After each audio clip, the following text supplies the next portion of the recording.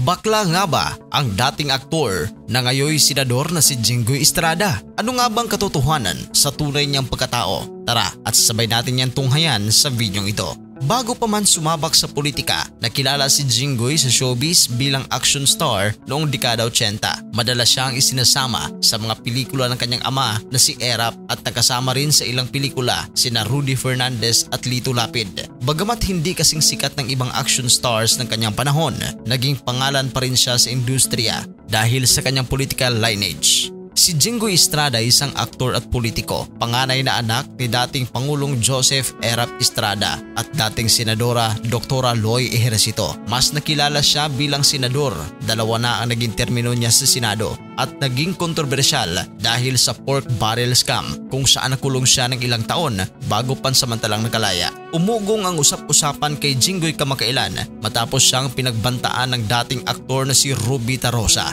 Binantaan ni Ruby si Senator Jinggoy na ilalabas niya ang tungkol sa double life umano nito kapag hindi ito nag-resign bilang senador.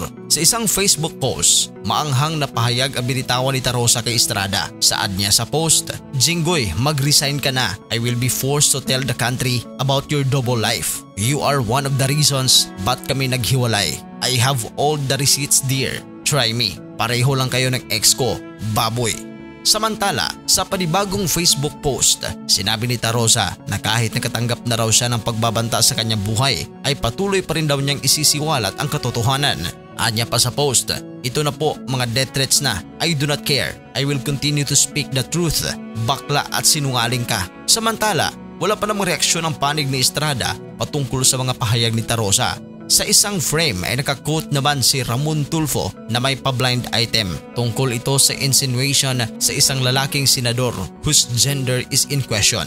May larawan ding inilabas na pinangalanan bilang si Peter J na nasa Amerika na ngayon na iniuugnay kay Jinggoy. Sa kabila ng kumakalat na hinting at Jinggoy's sexual preference, umaasa ang publiko na huwag sanang matabunan ng tunay na isyu ng korupsyon ang papanagutin ng mga dapat managot. Si Jinggoy Estrada ay may asawa na si Maria Presentacion Percy Vitog Ejercito.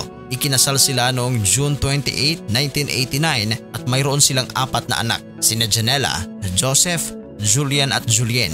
Mula nang kumalat ang usap-usapan na bading si Jinggoy ay tikom ang bibig nito sa mga issue at walang statement na inilabas. Muling umingay ang pangalan ni Jinggoy Estrada dahil isa siya sa mga pinangalanan ni dating Bulacan Assistant District Engineer Bryce Hernandez na sangkot umano sa manumalyang flood control projects na nakatanggap ng kickbacks.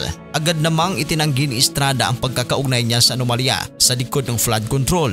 Katunayan, hinamon pa niya si Hernandez na sumailalim sila sa lie detector test sa harap ng publiko. Ani Jinggoy, kahit isumpa pa na mamatay ang kanyang pamilya, wala siyang kaugnayan sa naturang anomalya.